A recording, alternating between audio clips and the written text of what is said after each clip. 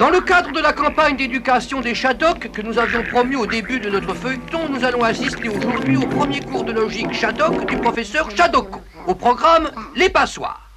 On appelle passoire tout instrument sur lequel on peut définir trois sous-ensembles. L'intérieur, l'extérieur et les trous. L'intérieur est généralement placé au-dessus de l'extérieur et se compose le plus souvent de nouilles et d'eau. Les trous ne sont pas importants.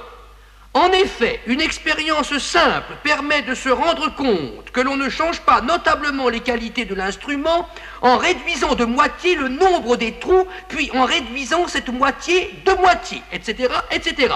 Et à la limite, jusqu'à ce qu'il n'y ait plus de trous du tout.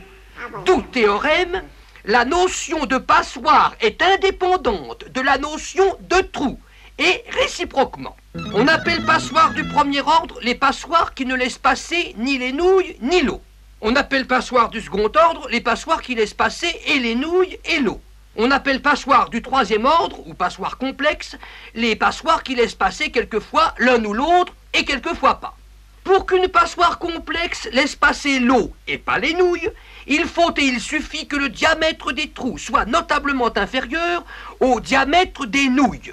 Pour qu'une passoire complexe laisse passer les nouilles et pas l'eau, il faut et il suffit que le diamètre des trous soit notablement inférieur au diamètre de l'eau. Quant aux passoires du premier ordre qui ne laissent passer ni les nouilles ni l'eau, il y en a de deux sortes. Les passoires qui ne laissent passer ni les nouilles, ni l'eau, ni dans un sens, ni dans l'autre, et celles qui ne laissent passer ni les nouilles, ni l'eau que dans un sens seulement. Ces passoires-là, on les appelle des casseroles. Il y a trois sortes de casseroles. Les casseroles avec la queue à droite, les casseroles avec la queue à gauche et les casseroles avec pas de queue du tout. Mais celles-là, on les appelle des autobus. Il y a trois sortes d'autobus. Les autobus qui marchent à droite, les autobus qui marchent à gauche et les autobus qui ne marchent ni d'un côté ni de l'autre. Mais ceux-là, on les appelle des casseroles. Il y a trois sortes de casseroles, les casseroles avec la queue à droite, les casseroles avec la queue à gauche et les casseroles...